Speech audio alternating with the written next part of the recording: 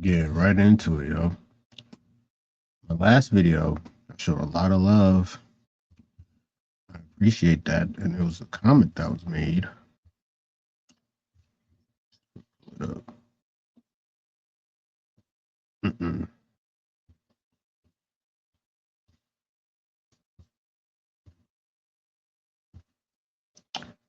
Monetized dating is the perfect term for this era.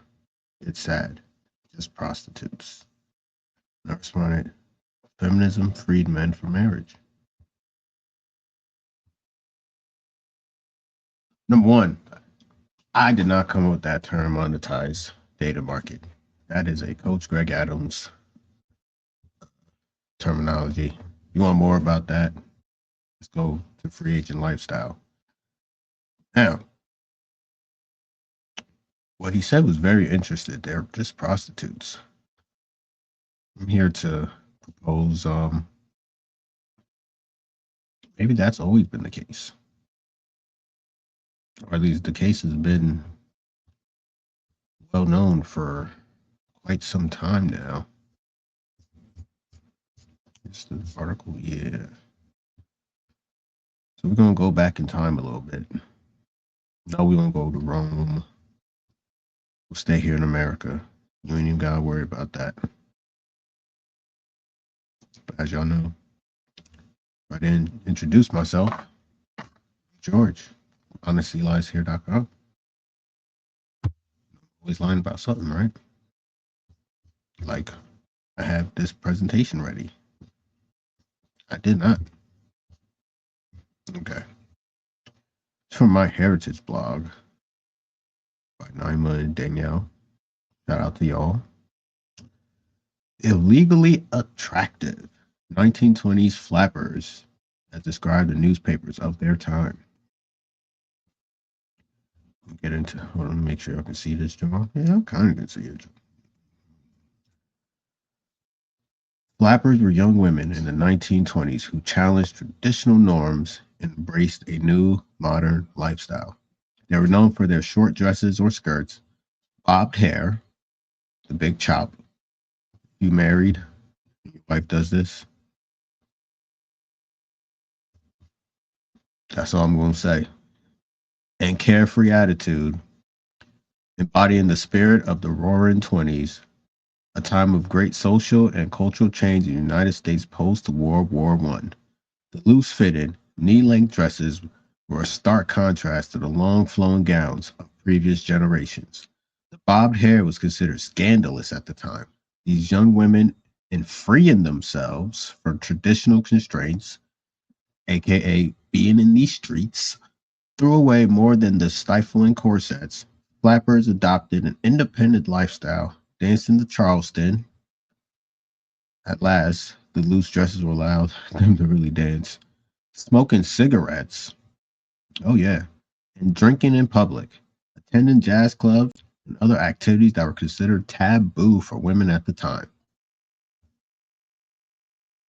Thus, flappers, sometimes called the modern girls, interesting, symbolize the new liberated American woman. As revolutionaries often are, they were also considered a threat to social order and morality.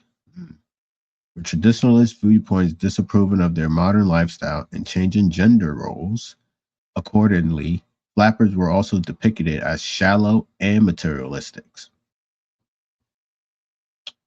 Yeah, that paper. More interested in fashion and pleasure than in serious matters, even as dangerous and immortal.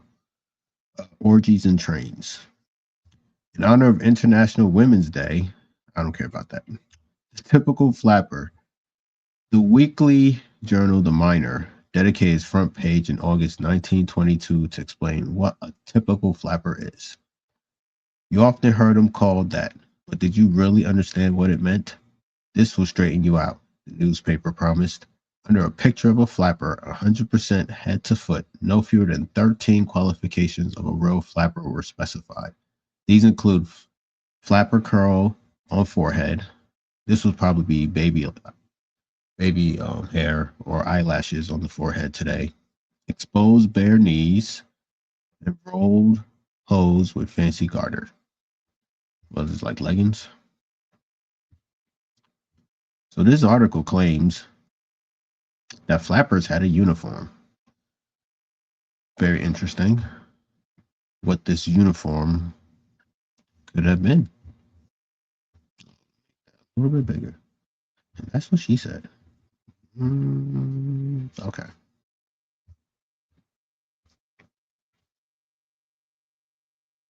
Since the flapper so publicly established herself as part of her successful campaign of independence, the Ogden Standard Examiner dedicated a whole page to flapper suits in March 1922.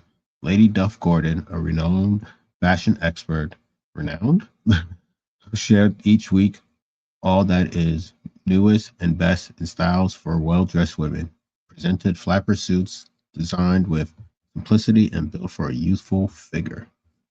Now let's look at this flapper suit, right? Got a little business suit on, a little hat. Back in the day, hats were essential. They were a staple. They were like wearing your pants in public. You always had to have a hat on your head. So this is the typical flapper lady. Doesn't really seem like anything out of the normal that any other woman wouldn't wear, at least comparatively today. Illegally attractive. Women's looks have been policed since as far back as the 1920s, the Roaring 20s, too. Big business banishes the flapper. The titles, boy. Read a headline in the Morning Tulsa Daily World on July 16, 1922. Adding that the flapper will at least be made non-existent during working hours in several big banks, all of which as part of a movement for deflapperization. Female employees of business hours. The article explains that this movement was first noticed in Newark, New Jersey, by a mother who sent her son to make a deposit at the bank, and the young man took his time more than usual. The mother investigated and found that an illegally attractive young woman was behind his delay. Yeah, man, he saw some ankles for the first time.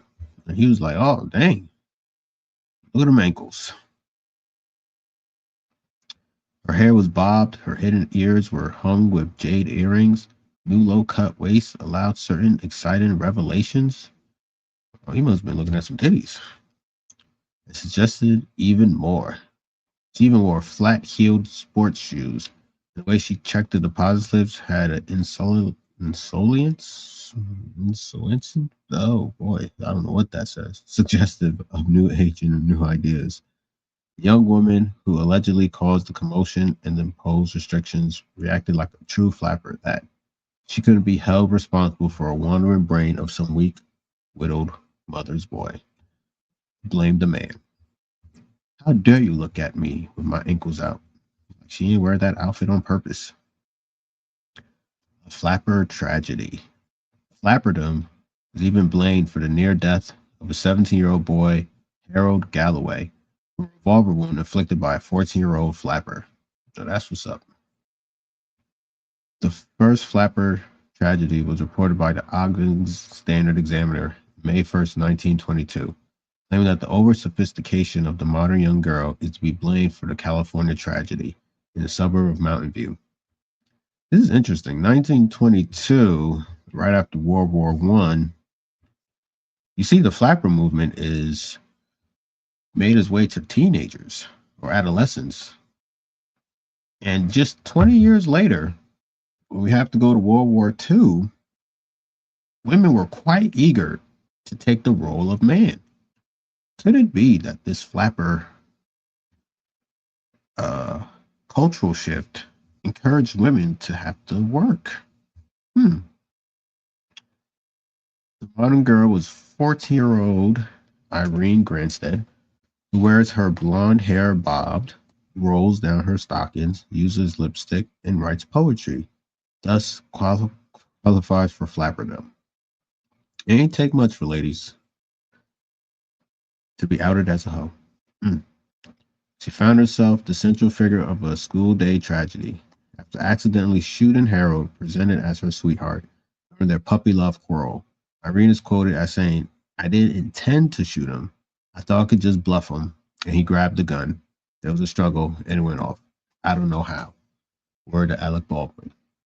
The newspaper articles reassured that readers that in her jail cell, Irene Granstead is no longer a flapper, nor has she has the slightest trace of sophistication.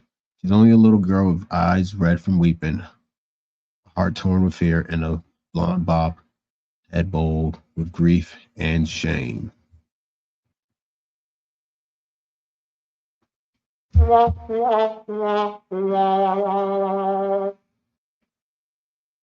I can't believe they believe that. She didn't just want to get in trouble for shooting somebody. She'll say anything. Shout out to her, though.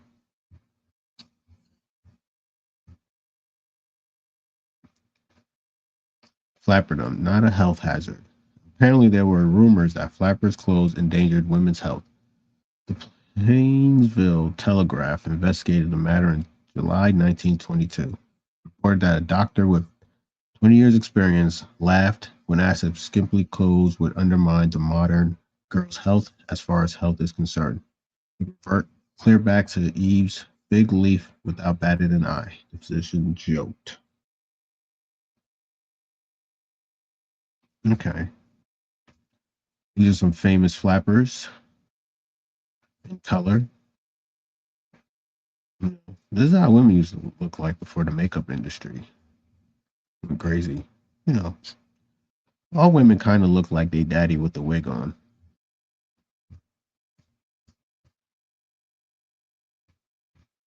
All right.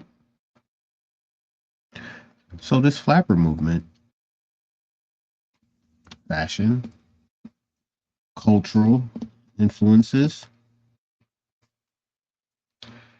and it clearly impacted the youth. And I think I have another article, or I don't have that.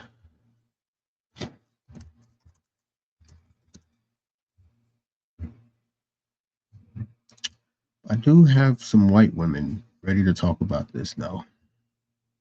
Which one do I want to click on? Hmm.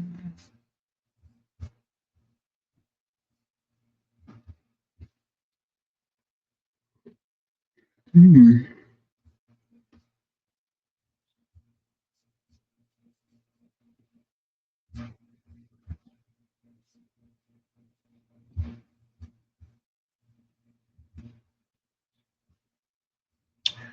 All right. Can y'all see this? From TikTok. That's what I do on TikTok. It was a flask stuck in the top of your rolled stocking and hats that looked like flower pots and I gotta stop it.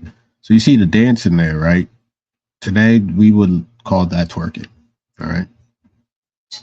came down over your head. Your clothes were so slight that you couldn't possibly wear a girdle. Some women wore canvas bras to flatten out their chests. The clothes were very straight and very slim, and they were, to the older generation, they were called very fast. And they held up their hands in horror that no good was going to come of these women. Oh, they thought it was terrible. Just awful. So just looking, you know, as basically wearing clothes that are complementary to the body, right? You know, during this time period, if women wore clothes that showed off their body, even if they were wearing clothes, they would be called fast. Very interesting. For those rolled socks. And there was many a mother that made a girl go to the dance wearing a girdle, or a corset, as they used to call it, and a corset cover. And the girl, the first thing she did was take off the girdle, park it in the. You see that? See that? Parents back during this time period, they would dress their daughters one way, and when the daughters wave their parents, they'll hop in the bathroom and change into what they really want to wear. 1920s they've been doing this. So this is some familiar tactics that we have seen throughout the years.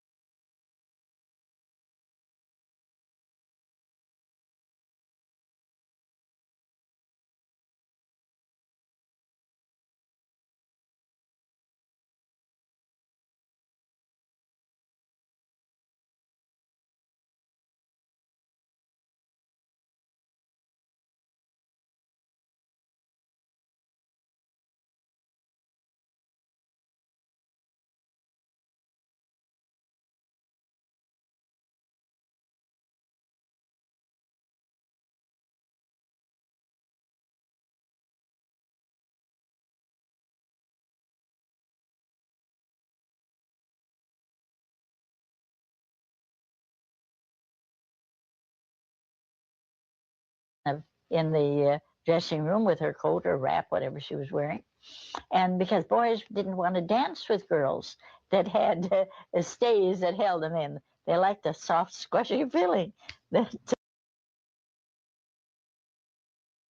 they could. You were experiencing for the first time now. Everybody had long hair, of course. Now that was real defiance on the part of the flappers, cutting it. And many a gal came home with her hair cut, to her family's utter disgust. So I kept arguing with my mother until she said one day, if you want, go have it cut. And apparently she didn't mean what she said, but I took her at face value and I had my hair cut. And believe me, all hell broke loose. There's no other way to put it. And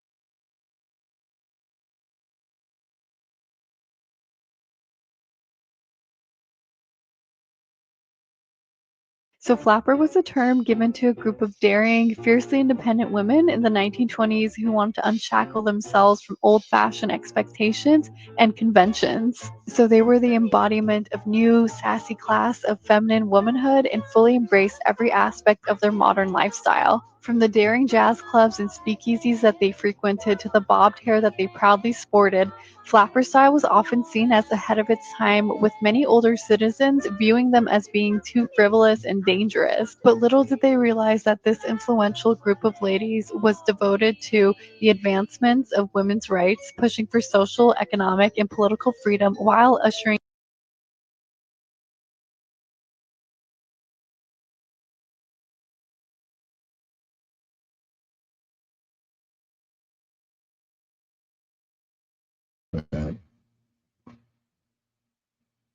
I'm just watching videos right now to see what I'm looking for, but you see how women got the same pose since 1920 today? in a sense of sexual liberation. When it came to fashion, flappers favored much shorter hemlines than what would be typically accepted at the time. The iconic fashion suited their desire for freedom and expression. They understood what it meant to have agency over their lives and refused any limitations that was set on them. So They're saying it, but someone is not saying it exactly how I wanted to say.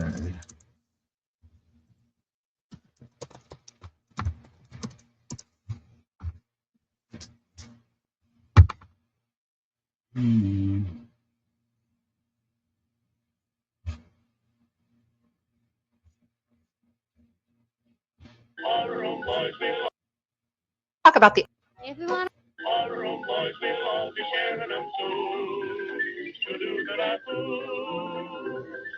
Every day you have your doubts in your own. Every day those microphones will fall. Get a girl and start to hurry her right downtown to some big furry or two. To do the raccoon or a boy. talk about the evolution of courtship from the Victorian age into the 1920s when people were dating. How did that happen? Courtship, of course, was the guy coming to the door, knock, knock, knock. He would have his calling card and he would go to the parlor. Hello, Mrs. Jones, can I sit for a while with Maggie? And Maggie Jones and the suitor would sit, and then eventually they might date. She would give him signals with her fan or her gloves. Things got a little bit wilder. The women took off their corsets and they Choosing signals, dropping a little handkerchief. Take a look at these ankles, son.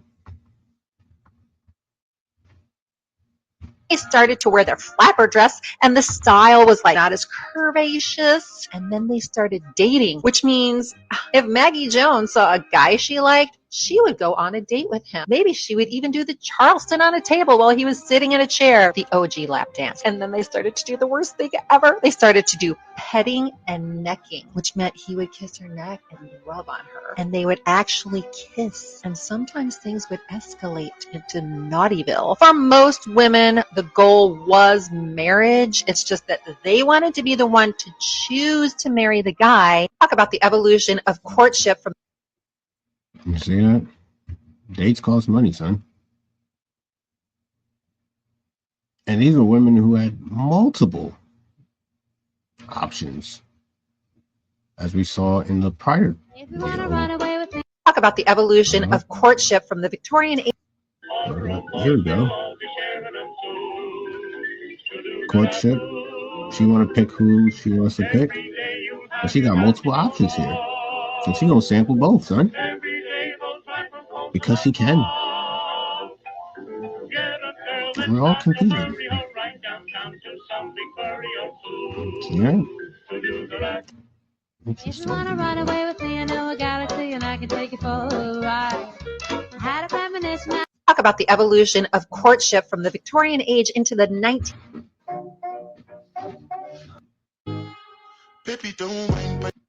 In the roaring 1920s, dating norms were regulated by peers rather than family or religious institutions. From this shift, the act of dating became more of a competitive game to gain popularity. This was defined as the dating and rating system by a study done at Penn State. Men's popularity was based on material, the whip, the clothing, the fraternity, membership, money, etc. Women. You hear that?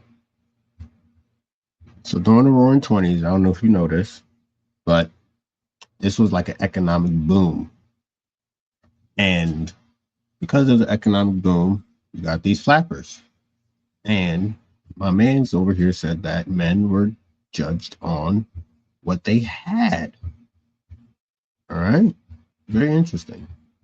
Women's popularity depended on building and maintaining a reputation of popularity, to be seen as popular with men in the right places, turning down requests for dates made last minute, cultivating the impression that you were greatly in demand, which doesn't hurt anyone's feelings. Susan, thanks for texting me back. I don't even care if I've been ghosted, because I know that it's based on a 1920s tradition that's archaic, and that's all. In the roaring 1920s. Ain't that archaic, son? You still need to get your paper up. These ladies, they want to be on the boats. They want to be in a club. They want to be on that balcony. They want to be on that beach. And if you can put them there, they'll return the favor. Okay. I think I'm done here. I want to go to a part 2. Yeah. There will be a part 2 to this because we're not done yet. We're not done breaking down how long has the monetized dating marketplace has been here. All right. Like, comment, subscribe. And I'll catch you on another day. Take it easy.